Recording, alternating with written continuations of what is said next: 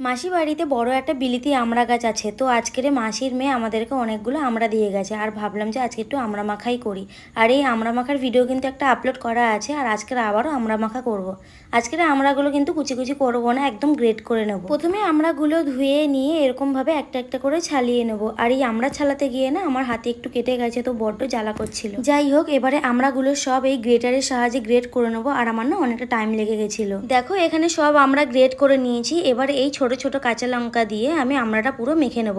যেহেতু লঙ্কা দিয়ে মাখবো তাই হাতে আগে ব্যান্ডেজ করে নিয়েছি, নয়তো লঙ্কা লাগলে হাতে জ্বালা করবে। তো আমি যখন আমড়াটা মাখছিলাম তখন হাতের ব্যান্ডেজটা খুলে গিয়েছিল, আর আমার হাতে লঙ্কা লেগে এত জ্বালা করছিল কি বলবো। কোনো রকম চামচ দিয়ে আমড়া মাখাটা কমপ্লিট করেছি। এবারে আমড়া মাখাটা টেস্ট করে দেখবো কেমন হয়েছে। আর সত্যি আমড়া মাখাটা দারুণ হয়েছে, আমি ভাবতেও পারিনি যে এত ভালো হবে। তারপরে মাকে বললাম যে মা তুমি একটুখানি খেয়ে দেখো, মায়েরও ভালো লেগেছে। আর টিনা স্কুল থেকে আসছিল, ওকেও টেস্ট করতে দিলাম, ওরও ভালো লেগেছে। আর পিসির জন্য একটু আমড়া মাখা নিয়ে যাচ্ছি।